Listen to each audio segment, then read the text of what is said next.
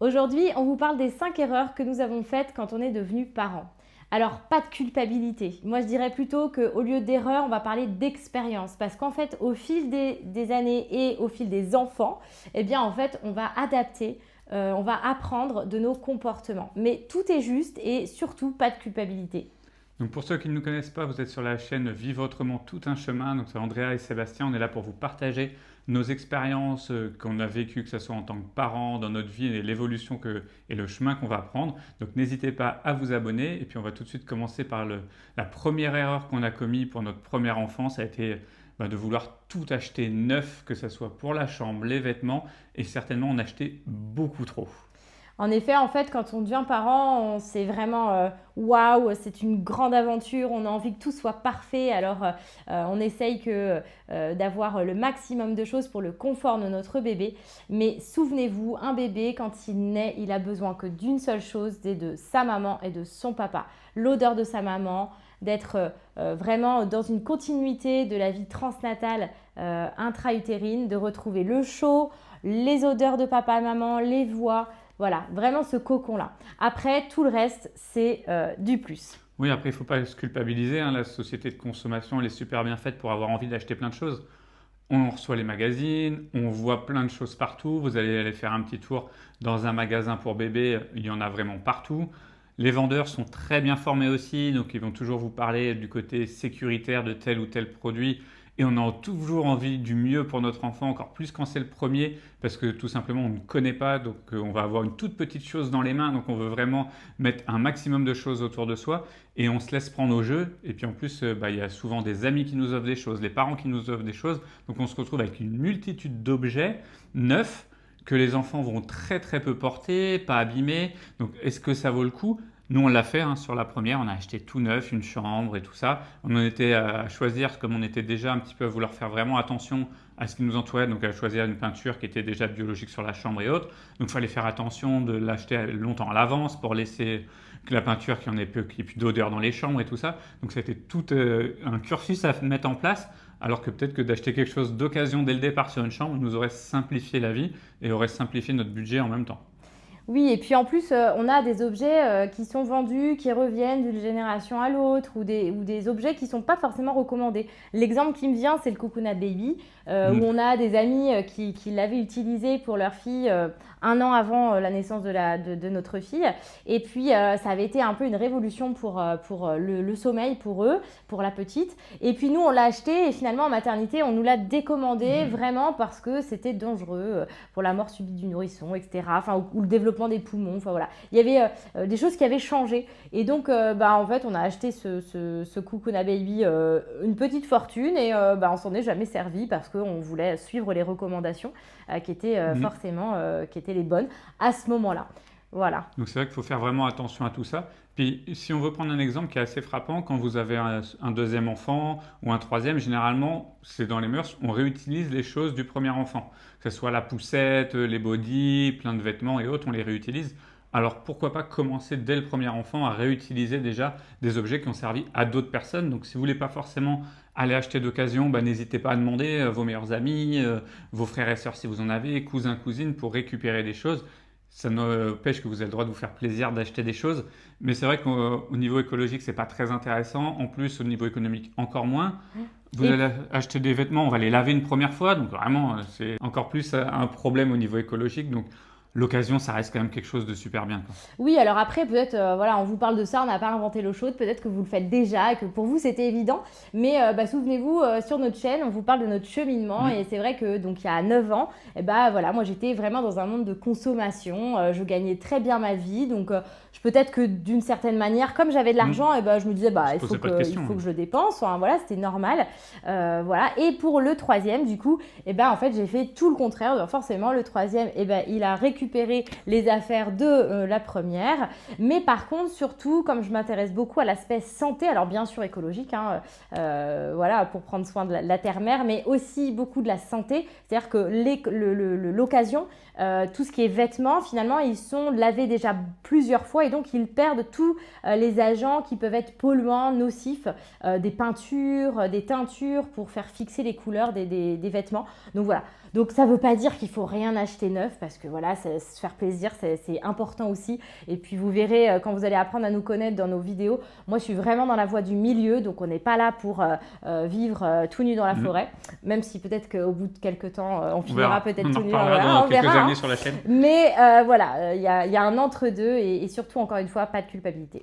Donc déjà, dites-nous si vous avez tout acheté neuf, si vous comptez faire de l'occasion, essayez de nous raconter et donnez-nous vos bons plans sur quel site vous allez pour acheter ou autre Le Bon Coin avec Vinted que beaucoup connaissent, mais vous avez peut-être d'autres astuces à donner à tout le monde, donc n'hésitez pas à nous les dire. La deuxième erreur qu'on a faite et que surtout moi j'ai faite, c'est que je pensais que juste aimer ses enfants, ça suffisait et que tout allait rouler, tout allait couler de source pour l'éducation des enfants à tout âge. Et c'est vrai que je me suis un petit peu fourvoyé, puisque certes, je les aime très fort et ça, il n'y a pas de souci. Mais je me rends compte au fil du temps, et puis grâce à ma femme, qu'il faut aussi apprendre à travailler sur soi, évoluer soi-même pour pouvoir bien faire évoluer ses enfants. Parce que tous les problèmes qu'on peut avoir en soi, on va avoir tendance à les transmettre sans faire exprès du tout à nos enfants, parce que on dit toujours que nos enfants, ils écoutent ce qu'on dit, mais ils n'écoutent pas ce qu'on dit, ils font ce qu'on fait, et c'est totalement différent. Et des fois, ils font même des choses que nous, on ressent seulement et eux, ils le ressentent. Donc, c'est encore plus compliqué. Et donc, c'est vrai que prendre le temps de travailler sur soi, d'apprendre à nos défauts, nos qualités aussi, puis nos petits traumatismes peut-être du passé qu'il faut savoir faire évoluer pour pouvoir avancer et du coup, transmettre vraiment le meilleur qu'on comptait donner à notre enfant et pas juste rester un petit peu plan-plan à être avec nos certitudes en fait. Et puis voilà, ce travail sur vous, ça peut être un gros mot pour certains, mais c'est un vrai sujet d'évolution et de bonheur en fait. C'est-à-dire que plus on travaille sur soi, plus on se libère de nos peurs, comme l'a dit Seb, de nos traumatismes, de nos croyances limitantes qui nous enferment. Et moi, ce que je vous conseille, c'est alors ce que j'ai fait moi parce que ça me passionnait. Moi, j'adore travailler l'humain et je suis passionnée par les fonctionnements de l'humain, donc par mes propres fonctionnements. Donc ça fait très longtemps que j'étudie ça et que j'observe ça. Mais voilà, de travailler en amont avant d'avoir des enfants, c'est intéressant parce que ça nous permet que ça soit plus facile en fait. Parce que quand on devient parent, c'est comme si les cartes étaient de nouveau rebattues. On se découvre parent, on se découvre mère ou on se découvre père. Et c'est quelque chose que on a appris à vivre avec nous-mêmes, comment on est nous-mêmes. Mais père ou mère, on ne se connaît pas. Donc c'est un gros bouleversement quand on devient parent. Et puis, il faut aussi se dire quelque chose, c'est que le couple, il change aussi. Donc, il faut vraiment avoir pris le temps de bien se connaître soi pour pouvoir bien améliorer toutes les choses qui vont se passer, continuer à bien se comprendre l'un et l'autre, donc pouvoir bien communiquer. Et puis, au niveau de ça, il n'y a pas forcément besoin d'aller voir un psy, de faire tout un travail, mais déjà de prendre le temps tout simplement de se poser sans écran. Alors, le mieux, c'est peut-être de méditer 5 minutes, mais de prendre le temps d'aller faire une balade dehors pour juste se retrouver avec soi-même pour écouter un petit peu ce qu'on ressent, ce qu'on a envie de transmettre et de réfléchir comment on veut le faire et de voir si on le fait vraiment ou pas.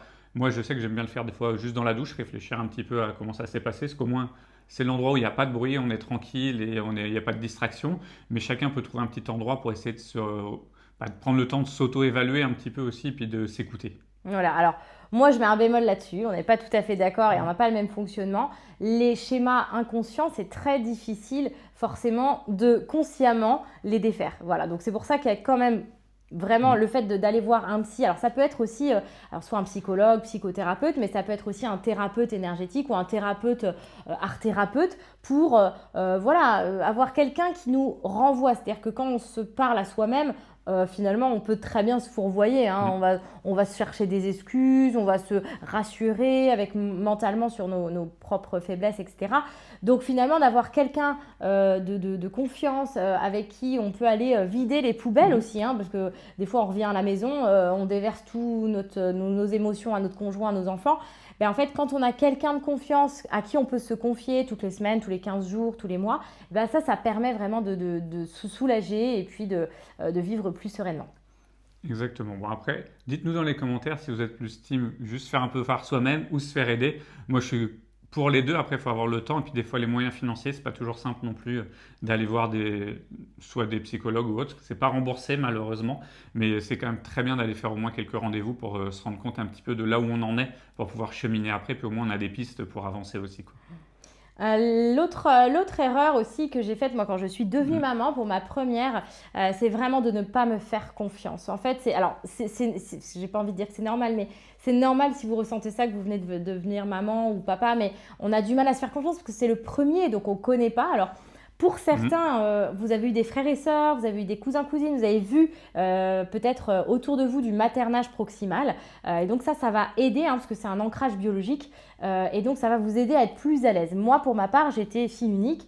Donc j'ai pas vu de bébé autour de moi, de femmes maternées. Donc quand j'ai eu ma première, ça a été vraiment un gros choc pour moi parce que avec mon tempérament où je voulais faire tout à la perfection, j'étais complètement perdue et j'étais énormément stressée. Sauf qu'avec le recul, en fait, j'avais les réponses. Donc, je ne me suis pas fait confiance parce que je partais du principe que je ne savais pas faire, que je n'avais pas le manuel. Et surtout, j'écoutais tous les autres autour de moi, les professionnels, les amis, Ouais. les cousins, cousines, les tantes, les grands-mères, etc. Et donc, j'étais complètement perdue au milieu de tous ces conseils bienveillants, hein. Ce sont des conseils, alors ça part toujours d'une bonne intention, mais on est souvent finalement noyé dans tout ça. Les conseils ne sont pas forcément souvent adaptés ou dans ce qu'on nous on aimerait en C'est fait, ça. hein, en fonction de ça. Et donc moi je me suis pas fait confiance et je me suis pas assez fait confiance. Donc ça c'est une erreur que je n'ai pas reproduit ensuite, c'est vraiment d'écouter ma petite voix et de me faire confiance et surtout de choisir les personnes avec qui je souhaitais échanger, poser mes questions et avoir des conseils sur des personnes qui étaient vraiment dans la même philosophie que moi. Parce que se faire confiance, c'est pas ne pas écouter les autres.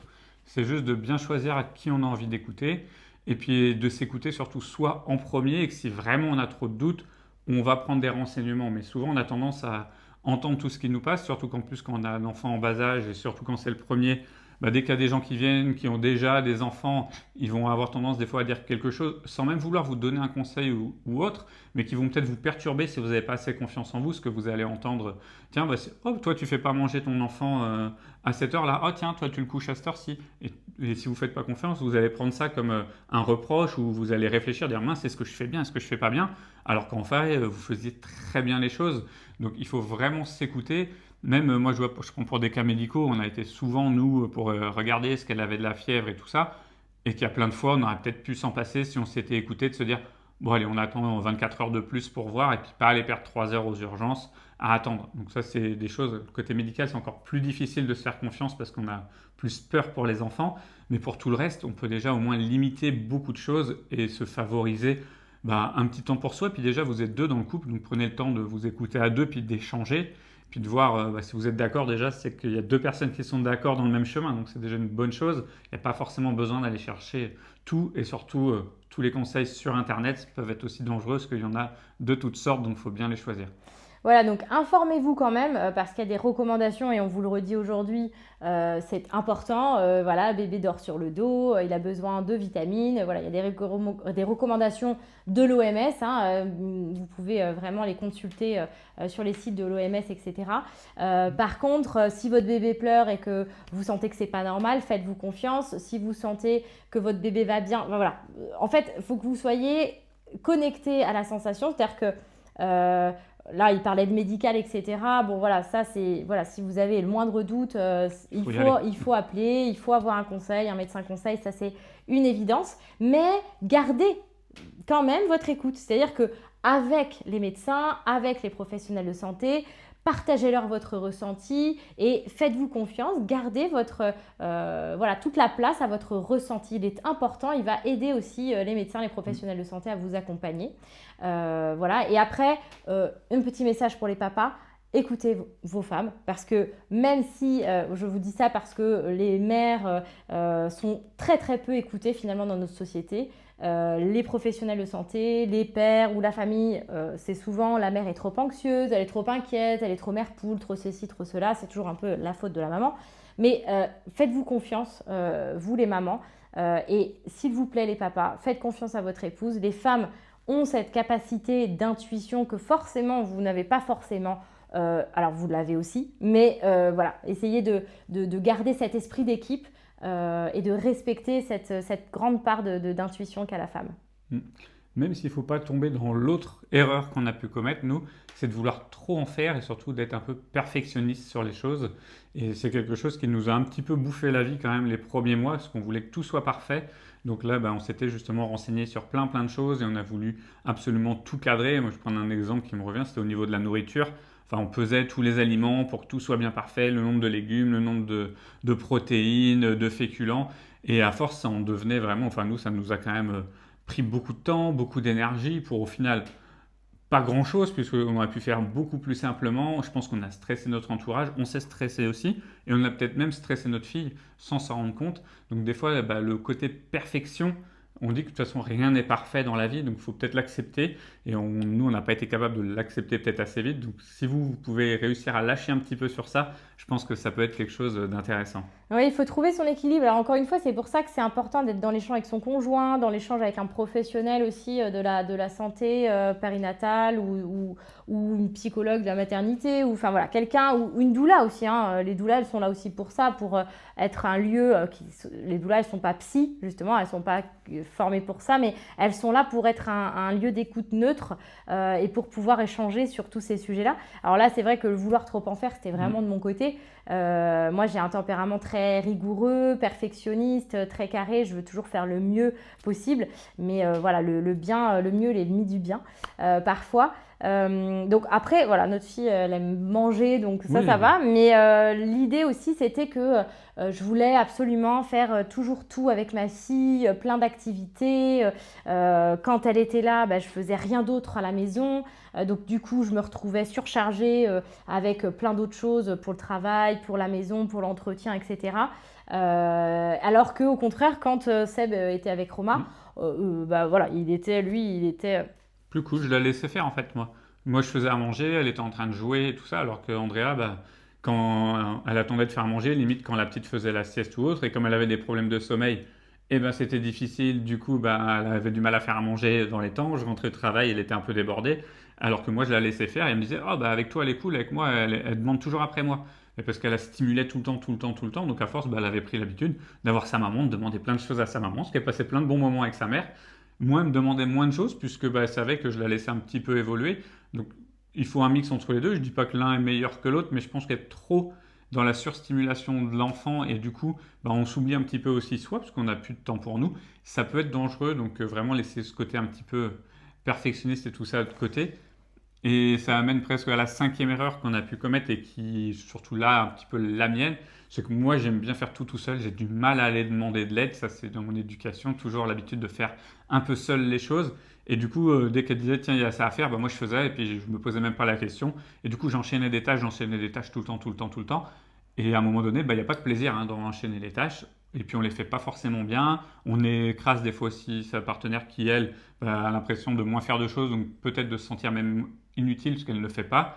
Et je pense qu'il aurait fallu que j'ai l'idée d'écouter un peu plus, de demander de l'aide à de la famille, à des amis, au cercle proche, comme on a pu en parler dans une autre vidéo, aux gens qui étaient là peut-être pour nous aider, à qui j'ai même pas sollicité en fait, tout simplement. Ouais, c'est vrai que le modèle familial tel qu'on le connaît aujourd'hui et puis depuis quelques temps, c'est un noyau nucléaire de famille très très restreint. C'est-à-dire qu'avant, on vous en a déjà parlé dans des vidéos précédentes. D'ailleurs, allez les écouter, dites-nous votre avis sur les autres vidéos.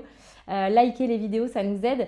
Mais en tout cas, ce modèle-là de famille nucléaire, il n'est pas fait pour être vraiment seul et on a besoin d'être entouré. Mais dans la tête, aujourd'hui, dans notre tête, demander de l'aide, c'est de la faiblesse. Et on veut tout faire tout seul, mais on s'épuise parce qu'on n'est pas fait pour être parent tout seul et faire tout seul. Donc surtout, entourez-vous, apprenez des autres, mais des bonnes personnes, parce que comme on l'a dit tout à l'heure, parfois on écoute tout le monde et là on est noyé dans plein d'injonctions, ça peut vraiment être culpabilisant. Mais voilà, apprendre aussi des aînés, des grands-parents, mais voilà, peut-être un peu plus sages, et des arrière-grands-parents aussi. Aller chercher les bonnes astuces, parce que c'est vrai que dans les générations précédentes, il y a eu beaucoup de... voilà, les gens ne s'écoutaient pas, ils étaient vraiment dans un rythme où la place n'était pas aux émotions, au bien-être. Voilà, c'était... donc les femmes notamment ont été beaucoup en charge en plus du travail et des enfants, ce qui est moins notre cas aujourd'hui petit à petit, mais certaines femmes elles se disent bah non mais moi j'en ai entre guillemets j'en ai chié et bah voilà, les autres elles vont aussi en chier. Voilà. Donc alors non, c'est pas normal. Voilà, c'est pas normal. Donc entourez-vous des bonnes personnes et pour kiffer la maternité et la parentalité. J'espère que d'avoir connu nos 5 erreurs à nous, vous évitez peut-être de les faire. N'hésitez pas à dire aussi dans les commentaires toutes celles que vous avez pu faire pour que les autres ne les reproduisent pas, parce qu'on apprend des erreurs des autres et c'est important, on apprend des siennes, mais on apprend aussi de celles des autres et ça vous coûte moins cher d'apprendre de celles des autres. Donc n'hésitez pas en tout cas à liker cette vidéo, à la partager, puis nous on va se revoir la semaine prochaine pour une autre vidéo.